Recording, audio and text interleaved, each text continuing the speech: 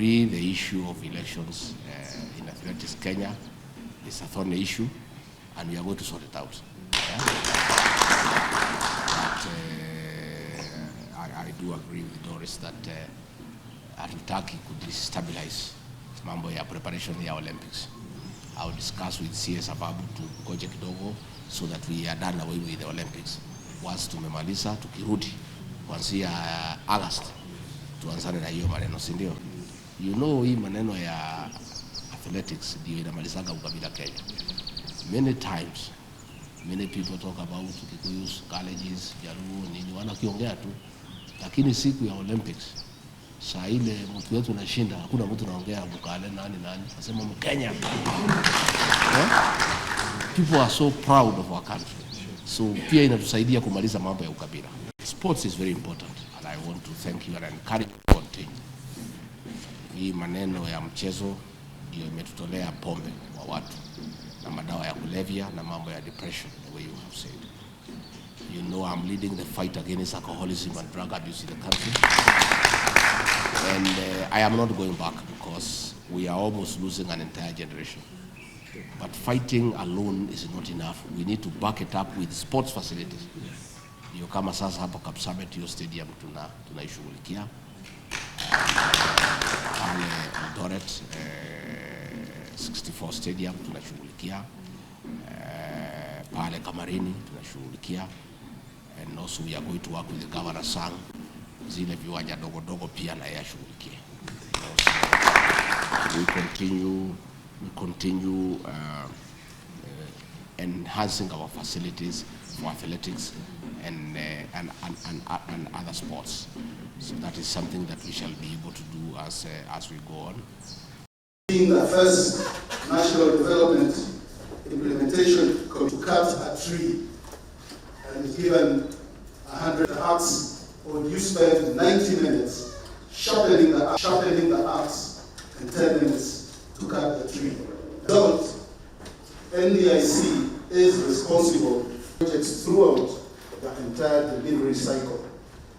MTF for national government priority policies, programs. The remarks of the chairman will be and also the PS Interior, Mr. Raymond Omolo, to usher.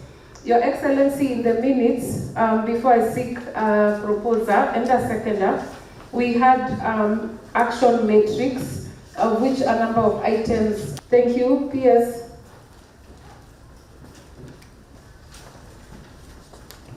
Thank you, yes, President. Good morning. Good morning once again. But more generally, lastly, is that I'm looking forward to us having a very... PS Interior, I'm requesting maybe the sound. Down service delivery. We should never allow these issues to define us and become our own. We must end them. Excellency, Prime Cabinet Secretary, Cabinet Secretary for Foreign and Diaspora Affairs. In mandate. And all of them depend on the exchequer. Good morning. Under the National Development Implementation, The necessary follow-ups and report before I hand over to the House presenters. Thank you so much, for those brief and candid remarks. As a PS in charge of internal security and national administration, I would want to bring it to the attention of my colleagues that we have a good cadre of officers spread across the country who are at our service, and they are much better placed to support and facilitate the work that we do as principal secretaries. And I know we will have shared this before, and there is a separate communication that I'll be sending out today, so that then we continue to make use or make good use of these officers. But more generally across the table is that we have an opportunity to better work together as colleagues, and we are no longer new in the offices that we occupy. and it doesn't take much to always reach out for help or for support, and also for clarity whenever things are not very obvious. And the office of the PCS is well placed to also support us in that respect. And the officers who work in the office of the PCS, together with the officers who work with PS Veronica. And lastly is that I'm looking forward to us having a very engaging session this morning for better coordination of government functions. Thank you. Ladies and gentlemen, the agenda before you is clear. It is divided into 5 sections that include presentations on topics carefully chosen to drive us on the right path. Please keep the presentations short and to the point. The essence is to have the meeting takeaways, and in the process, help us unlock issues, bedeviling delivery of services to the people of Kenya. Let us all stay on the straight and narrow to save our time. Towards the end of the session, this conversation also seems to coincide with the release of the EACC report, their survey and all that. The headlines are fairly scary today.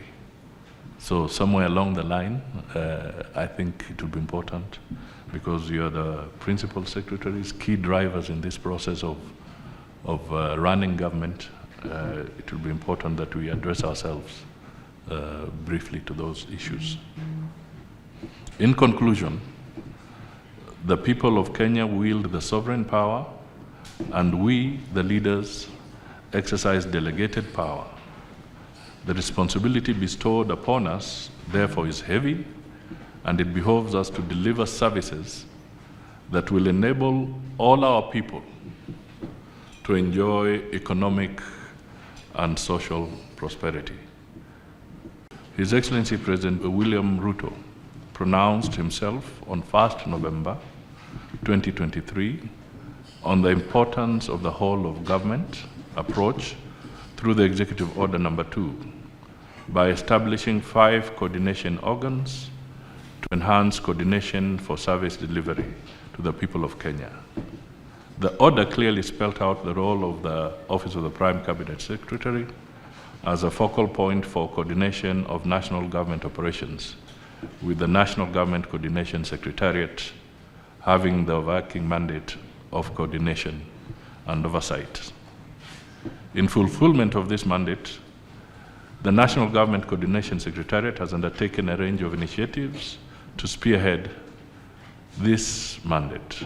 These include holding several collaboration meetings with the National Government Administration Organization through the Ministry of Interior and Administration of Government, developing a draft coordination oversight, supervision, and management framework, and developing an outline of a list of priority projects, programs, and policies for coordination and oversighting. We will soon be sharing with you the latter 2 documents for your reference once they are finalized and ready for presentation at the next NDIC. During our engagement with the regional commissioners, one of the recommendations made was that National Development Implementation Committee should hold regular meetings, and this is an indictment on ourselves. These meetings will henceforth be held every 3 months without fail. Ladies and gentlemen, His Excellency President Ruto has severally reminded us to protect public resources with zeal to be able to actualize the bottom-up economic transformation agenda better again. The President raised the issue during the last cabinet retreat in Naivasha, where we were all in attendance. Ladies and gentlemen, we have not been overzealous in protection of public resources. Duplications and overlaps in some of our MDAs and state agencies is shocking. As a result, His Excellency the President, Dr. William Ruto, has directed the consolidation process of state agencies to commence to stop duplicity of functions and wastages. We have legally created state agencies that are similar in mandate, and all of them depend on the Exchequer for resources. As a result, the Exchequer has to resort to taxing citizens to raise these resources. This is not prudent utilization of our resources. We will be receiving a presentation today from the National Council of Law Reporting for us to appreciate just how serious this matter is. In addition, it is instructive to note that where we have signed agreements with development partners, for example, there are many cases where loans remain undisbursed because of non-fulfillment of conditions precedent to their effectiveness. As such, we continue to repay large amounts of commitment fees, even though the loans are not effective. I therefore wish to request the PS National Treasury to take stock of these loans and provide us with a report detailing the status of each. And I'm happy he's here. He'll be able to help us on this particular issue as well. Further, we have many signed MOUs, but implementation is very weak. And in some cases, the MOU just remain that, MOUs, without any follow-up. It is very important that we optimize on the available resources that we have. Through the presentation by the State Department of Foreign Affairs today, and the PS Abraham Singoi is here, we also expect all ministries to start taking the necessary follow-ups and report progress in our next NDIC meeting. This again is so important because some of these MOUs are also linked to the Treasury issue, and they are there. I'm sure I can only say we'll wait to hear as they present where we stand on these issues. Ladies and gentlemen, the agenda before you is clear. It is divided into 5 sections that include presentations on topics carefully chosen to drive us on the right path. Let me take this opportunity to welcome you all to this first NDIC meeting of 2024. You recall that on 22nd March 2023, we held our inaugural National Development Implementation Committee meeting at the Kenya School of Government, where we agreed on specific deliverables. The takeaways from the meeting were clear, that there will be a paradigm shift in the management of public affairs. The trajectory will be driven by the whole of government approach, characterized by customer-oriented, high-performing teams focused on set targets, excellence, and professionalism. 1 year down the line, silo mentality, self-tafs, lethargy, and inefficiency are still evident in the management of public affairs.